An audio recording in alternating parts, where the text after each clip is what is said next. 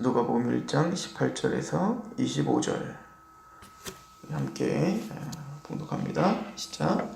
사가랴가 천사에게 이르되 내가 이것을 어떻게 알리오? 내가 늙고 아내도 나이가 많으니이다. 천사가 대답하여 이르되 나는 하나님 앞에 서 있는 가브리엘이라. 이 좋은 소식을 전하여 내게 말하라고 보내심을 받았노라. 보라, 이 일이 되는 날까지 내가 말을 못하는 자가 되어 능히 말을 못하리니 이는 내가 내 말을 믿지 아니함이거니와 때가 이르면 내 말이 이루어지리라 하더라. 백성들이 사가랴를 기다리며 그가 성전 안에서 이상히 여기더라.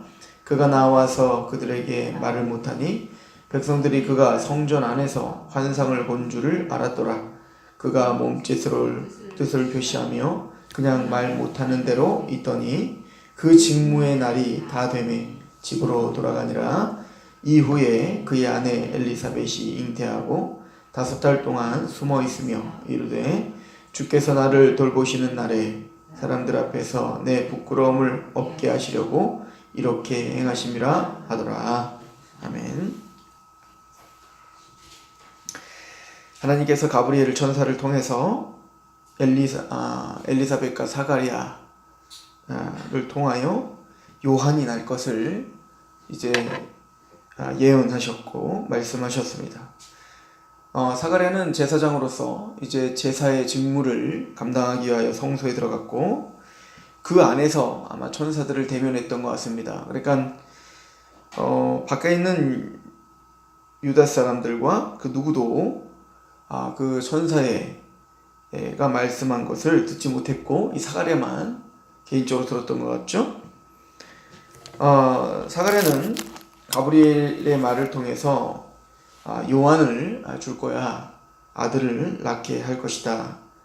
15절에 보면 이는 그가 주 앞에서 큰 자가 되며 포도주나 독한 술을 마시지 아니하며 모태로부터 성령이 충만함을 받아 이스라엘 자손을 주곧 그들의 하나님께로 많이 돌아오게 하겠습니다 라고 말씀하시는데요.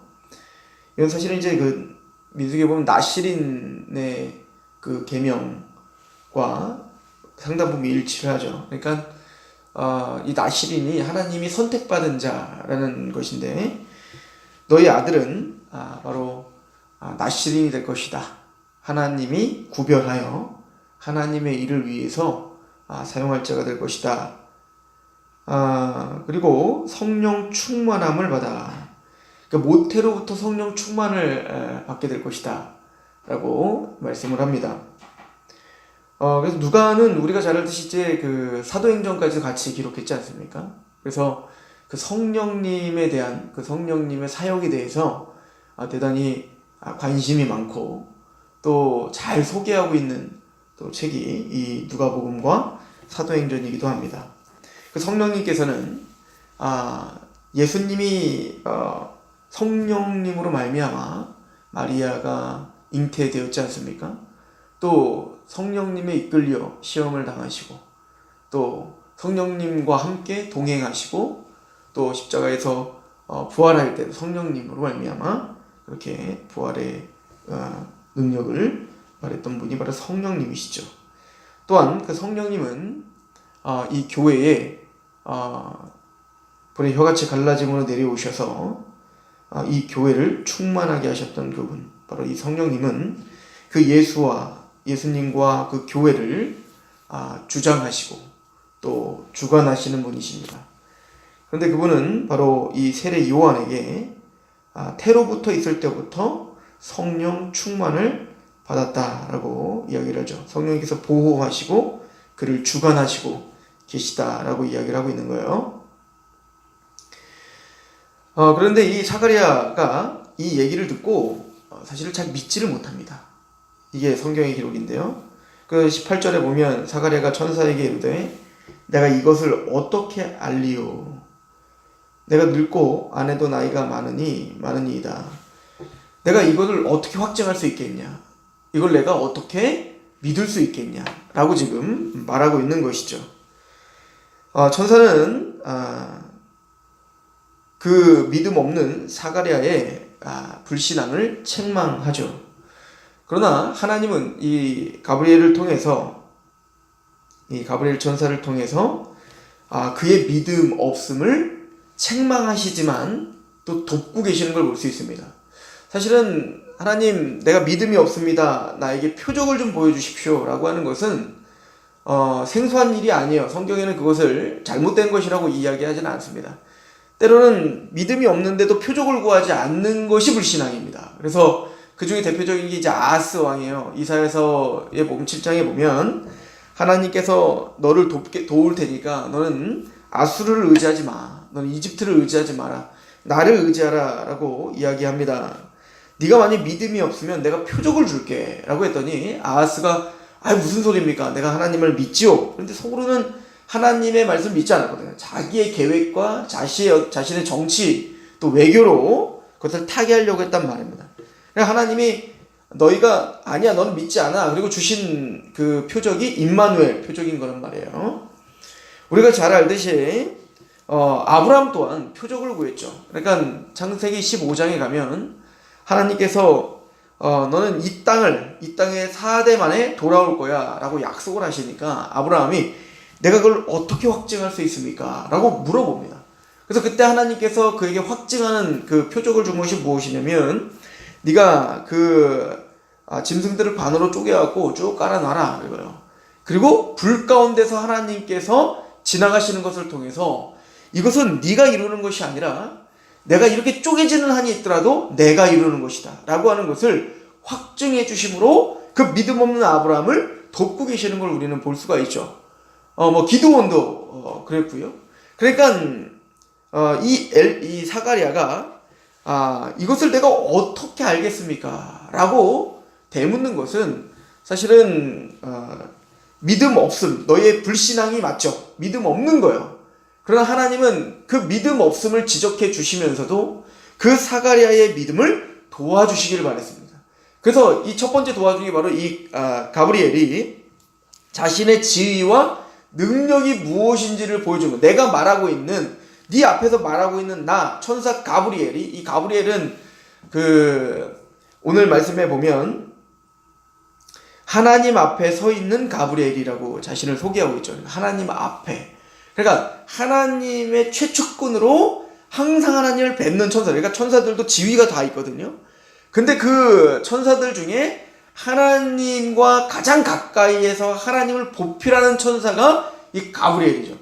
천사들 중에 몇 명 우리가 알고 있는 이름들이 있잖아요. 미카엘이랄지 가브리엘이랄지. 이 미카엘은 천사장으로서 이제 그 전투를 진두지휘하는 그런 전쟁을 하는 천사라면, 이 가브리엘은 하나님과 최측근으로서 뭔가 하나님과 이렇게 서로 나누고 정보를 주고 이런 역할을 하는 게 가브리엘인 겁니다.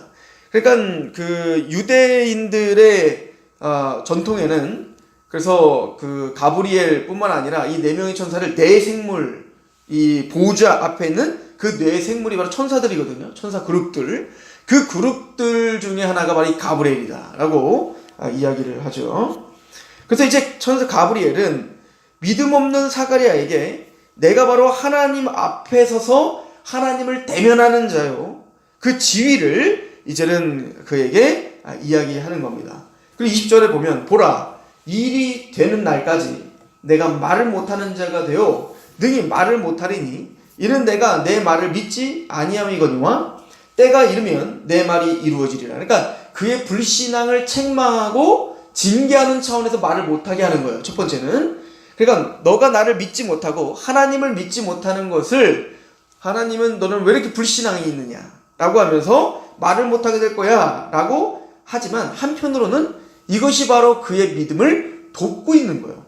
즉 지금 가브리엘이 선포합니다. 너는 이제부터 말을 못하리라. 그랬더니 정말 자신이 말을 못하게 되는 겁니다. 이거를 통하여 그 말이 떨어지자마자 자신이 말을 못하게 되는 것을 보면서 앞으로 내가 가브리엘이 말한 것처럼 요한이라고 하는 아들이 날 거구나 라고 하는 것이 이루어질 것을 바라보게 하시는 거죠.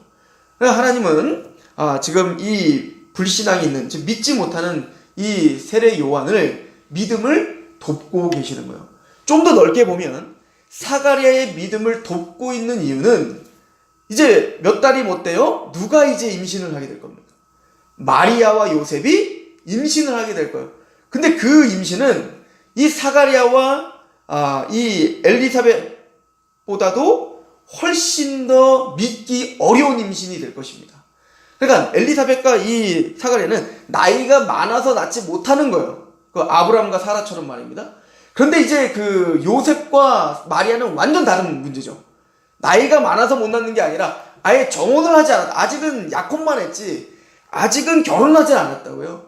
그러니까 육체적인 관계를 하지 않은 상태인데 아이를 낳을 겁니다. 그리고 더더욱 믿지 못할까. 처녀가 잉태할 거란 말이에요.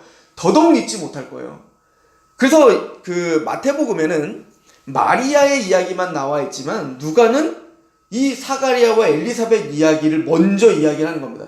세례 요한에 대한 이야기를 하고 나중에 마리아가 그 잉태한다는 소식을 듣고, 그러니까 마리아가 그 성령님의 잉태하심을 듣고 제일 먼저 달려가는 곳이 어디냐면 이곳에 오는 겁니다. 친척 관계였지 않습니까? 가장 가까운 관계였기 때문에 그곳에 달려와서 이 사가랴와 엘리사벳이 잉태하고 있는 그 요한 또 잉태했다는 그 소식을 듣고 달려오게 되는 거예요. 그러니까 누구의 믿음을 돕고 있는 거예요? 사가랴와 엘리사벳의 믿음을 도울 뿐 아니라 이 세례 요한의 이 과정을 통해서 진짜 중요한 예수님을 잉태해야 될 마리아와 요한도 돕고 있음을 보고 있는 겁니다. 그러니까 마태는 그냥 마리아가 믿음이 있었다, 요셉이 믿지 못했지만 하나님이 그를 믿게 하셨다로 끝났지만 그 과정에는 또 이런 하나의 더 믿을 수 있는 여러 가지 정황들 속에 이 세례 요한의 탄생 또한 그런 과정 속에 있었다라고 하는 것이죠. 그러니까 하나님께서 우리가 믿지 못함, 또 그 하나님을 의지하지 못하는 것을 하나님께로 돌이키게 하고 또 하나님을 믿게 하고 또 믿도록 설득하시는 이 과정이 이 세례 요한이 탄생을 과정을 통해서 사가랴와 엘리사벳을 도왔던 것처럼 또 마리아와 요셉을 도왔던 것처럼 그렇게 하나님의 백성들을 돌이키게 하고 그렇게 하나님의 백성들을 믿도록 설득하시는 과정이 있을 것임을 보여주고 있는 것이죠. 그리고 그렇게 설득하고 돕는 과정을 차근차근 할 것인데 그 첫 번째가 바로 세례 요한이 그들의 마음을 준비시킴으로 하나님은 예수를 영접할 수 있도록 돕고 있는 어떤 그 과정들을 진행하는 거예요. 그러니까 하나님이 믿음이 있다라고 하면서 이거는 옳은 거다라고 하면서 그냥 냈다 그냥 그들에게 기기적으로 선포하는 게 아니라 맨 처음에 세례 요한을 먼저 보내서 그들의 마음을 낮아지게 하고 그리고 예수님을 통하여 그 복음이 선포되어 그들을 순복하게 하고 또 그래도 믿지 못하니까 누구를 보내시는 거예요? 성령님을 보내셔서 그들을 예수 그리스도를 확증케 하는 그런 하나님의 단계적이고 또 주도 면밀한 믿음을 주시는 그런 과정들이 있는 것을 우리는 볼 수가 있죠. 사실은 이 과정들을 보면 우리가 믿음이 생기는 과정도 똑같죠.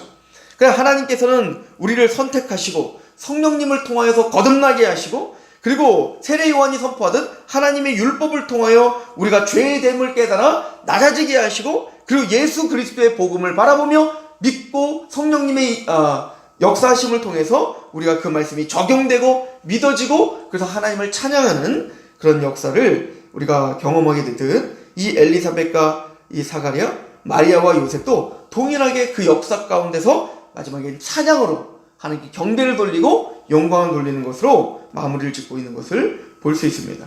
이 사가랴는 그 하나님의 이 가브리엘을 통해서 들은 이 말을 통해서 이제부터 말을 못하게 되죠. 그리고 제사장직분을 끝내고 이제 나오려고 하는데 바깥에는 이제 그 사람들 유대인들이 제사가 끝날 때까지 기다리고 있는데 나오지를 않으니까 이제 걱정이 되는 거예요.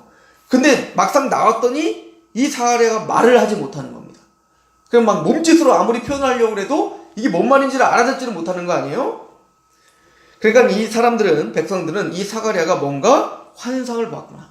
하나님의 무엇인가를 봤구나. 근데 뭘 봤는지는 정확하게 알 수가 없었습니다. 그리고는 22절은 그냥 말 못하는 대로 있더라. 이게 언제까지 말 못하죠? 나중에 요한이 탄생할 때까지 말을 못하게 되는 것입니다. 이것이 하나의 표적, 사인이었던 거예요. 그리고 24절에 이후에 그의 아내 엘리사벳이 잉태하고 5달 동안 숨어 있으며 이르되, 왜 5달 동안 숨어 있었을까요?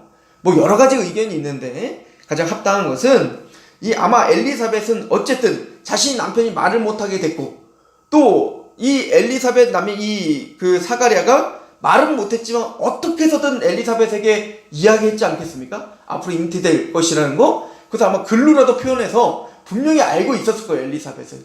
그래서 엘리사벳은 이 하나님의 보여준 표적, 자신의 남편이 말을 못하게 된 것, 또 자신이 잉태하게 된 그 모든 성취, 이런 것들을 갖고 이 아이가 앞으로 하나님의 가장 특별한 은총 가운데 있는 아이라는 걸 알고 아마 조심스럽게 거룩하게 몸을 구별하기 위하여 이 엘리사벳은 아마 5달 동안 잉태하고 난 다음에도 숨어 있었어요. 사실 인간적으로 얼마나 이거를 기뻐할 수 있겠습니까?